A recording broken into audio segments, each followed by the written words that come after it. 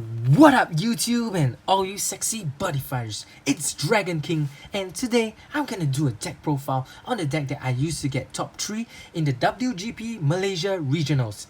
So I know I haven't been posting much videos lately because recently me and my friends were traveling around to different countries to participate in the WGP so that we can qualify for the World's Finals in Japan next year.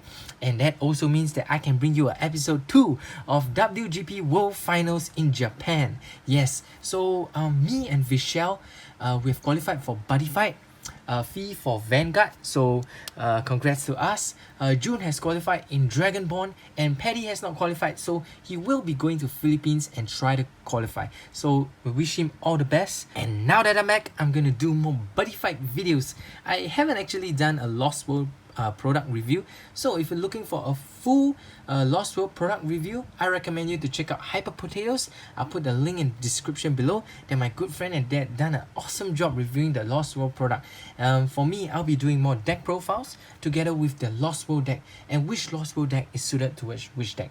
And I know a lot of you have been requesting a lot of battle videos. I will be doing that as well, so stay tuned. And if you haven't already subscribed, hit that subscribe button for more awesome Buddyfight content. Now let's get on with the deck profile. So first of all, let's look at the playmat. This is the beautiful playmat that I got for top 8. It is Yuga and Gao hand in hand unleashing the Gargantua Punisher. You know, I predict that one day Yuga will get into some deep trouble and Gao will come back and save his son from the trouble. That's my prediction. Alright, let's get on with the deck profile. So you might be wondering, what is Battle Aerial Buildings? Basically, it's a combination of battle buildings together with mobile aerial team to have the best of both worlds. Now this is an original deck crafted by my good friend Cardprotagonist and myself. So basically, when I was playing battle buildings, I realized that one flaw was if I didn't get to draw Takosuke, the deck become pretty inconsistent. And Cardprotagonist realized that and he thought, why not mix a mobile aerial team together with battle buildings. This way you can cover the flaws of battle buildings, as mobile aerial team gives you a good draw mechanic as well as is an awesome right engine. So for the buddy, we play Sakanagi Kaname. So this is your main right engine. Basically, when you call this card and you pay 2 gauge, you can search your deck up to one weaponry. And when you ride onto him again, you can search your deck for another weaponry. This is an instant +2, and the weaponry in this deck, when you use weaponry link, you can draw 1. So it's your main draw engine of the deck. It's very awesome. Also, it solves the gauge issue by purging the weaponry into your gauge, which is really awesome.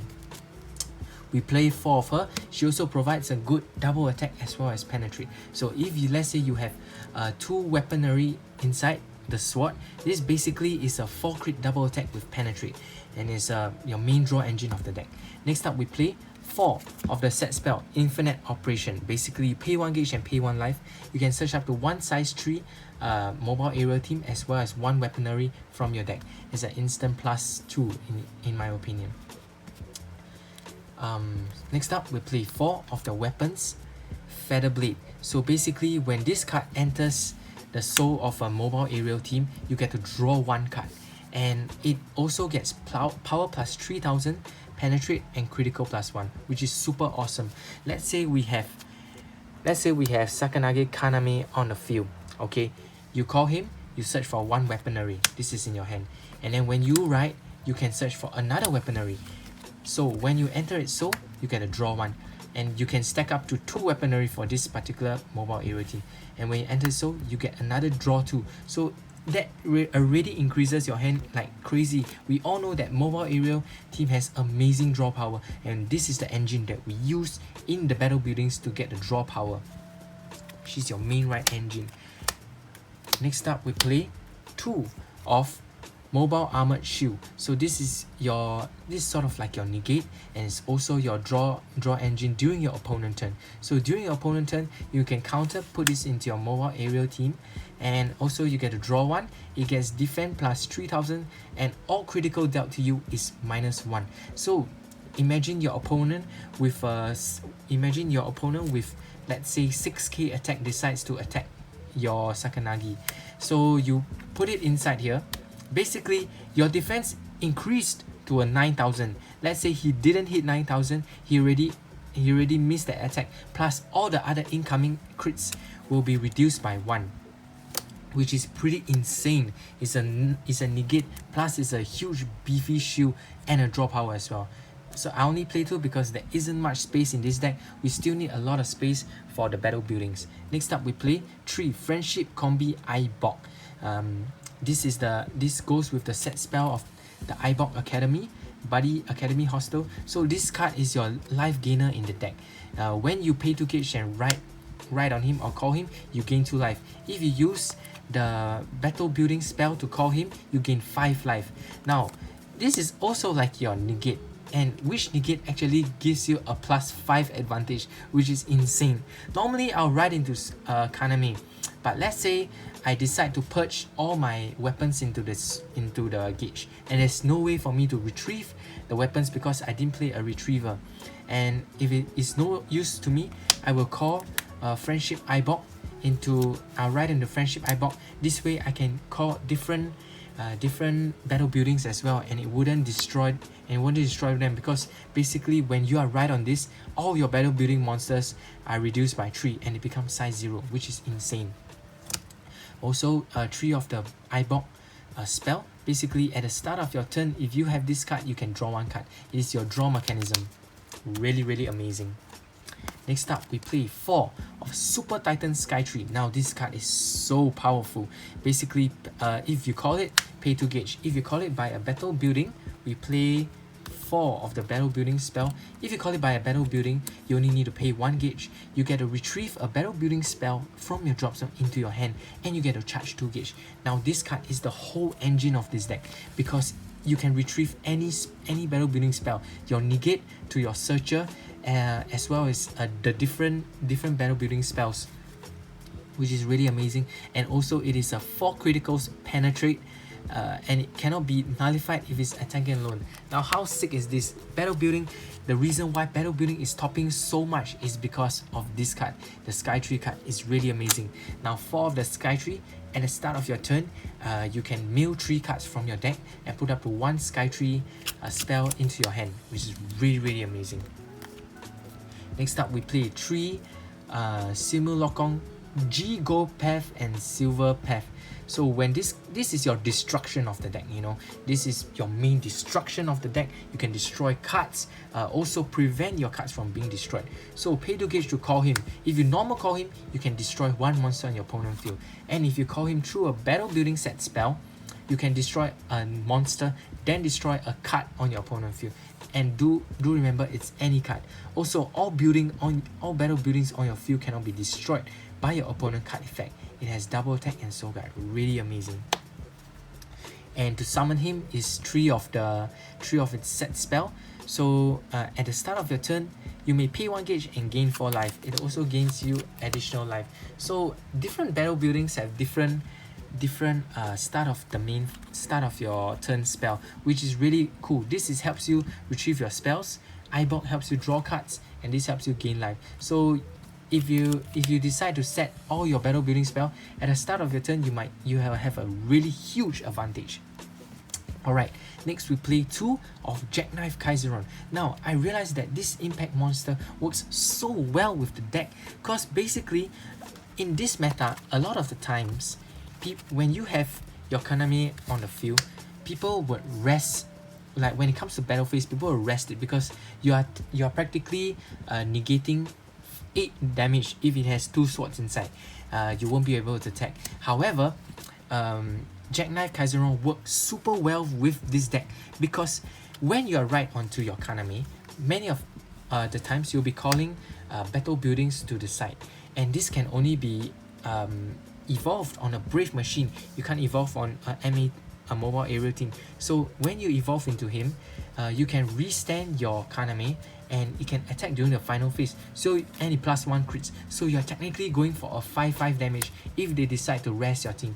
It's to counter all the rest spells, and it's pretty amazing because even if you have already attacked twice, you call Jackknife Kaizeron, you can still stand him and attack for a good 5 criticals and Jackknife as well. So this card works super well with this deck. I really love it.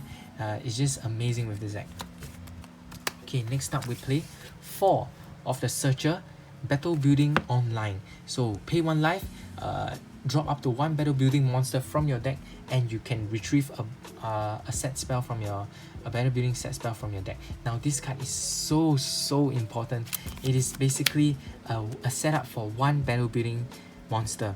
Usually I would recommend you to take Skytree, because Skytree gains the most advantage. You can also use Skytree to summon Skytree and take back this from the drop zone and use this as well. This is the whole engine of battle building, which makes it so super insane. Next up we play 3 of Build Combination. This is your negate for the battle buildings. So if you have 3 battle buildings and you cast this, you can get to charge 1 and draw a card. It's really awesome. Also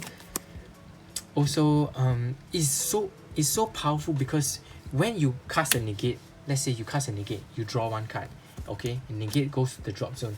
Then if your opponent decides to attack you again, you can counter call your Super Titan Skytree, okay, your Skytree, and you can retrieve it. You can retrieve it to your hand and you can cast it again. So this negate is very recyclable with the Super Skytree, Super Titan Skytree, which is why Super Titan Skytree is so important in the deck. I only play 3 because it is recyclable, and generally I really don't have space for 4. I feel like 3 is a perfect number. Next up, the most expensive card of the deck.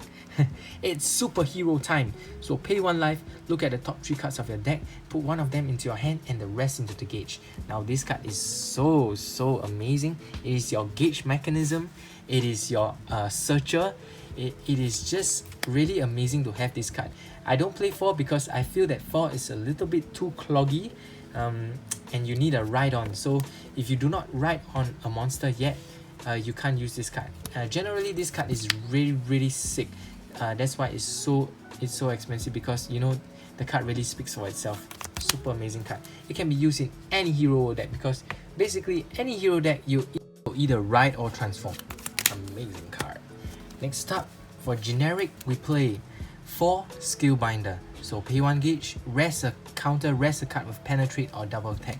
This is mainly to stop FTKs, because FTKs is cancerous in the meta. Basically, if you go first and your opponent FTK you, there's nothing you can do. That's why I play 4 of him, mainly to stop the FTK, and it's also great against MATs, because you're potentially stopping 8 criticals to 10 criticals. Really deadly. I play 4 of this. You might be wondering why I didn't play Obstruct, because basically for me, my mobile aerial team, my main engine is to draw. If I use Obstruct on my opponent, basically during my turn I won't be able to draw as well, and I kind of want to draw as much as I can during my turn, which is why I even combine the 2 decks, because it is to solve the flaws of battle buildings, which is lacking of draw mechanism.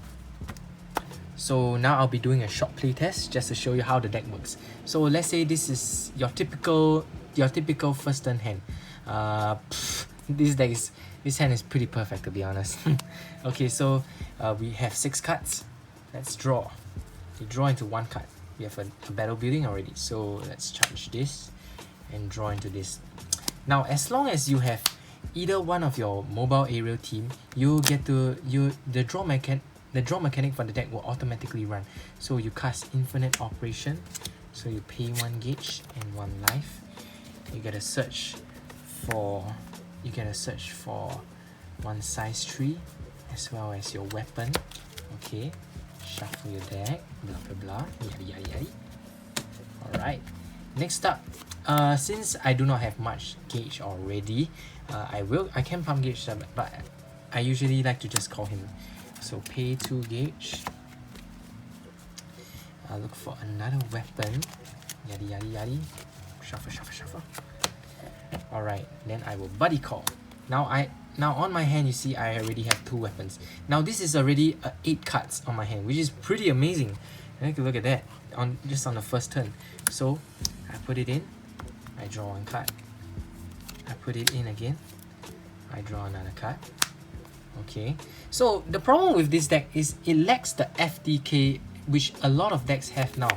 However, aside from FTK, it really out-advantage your opponent by a lot. Now look at this, I'm already having an 8 card with a double attack with 4 criticals, and I can even purge for additional gauge. Now this is insane. This is a huge deal for battle buildings, because when battle buildings hand size is thick, they are almost unstoppable. So I use superhero time. You know, maybe I want to get a shield. Okay, get a shield. Okay, so that I can actually purge, and next turn I can reduce the crits as well. Okay, next up I'll use Gundam spell.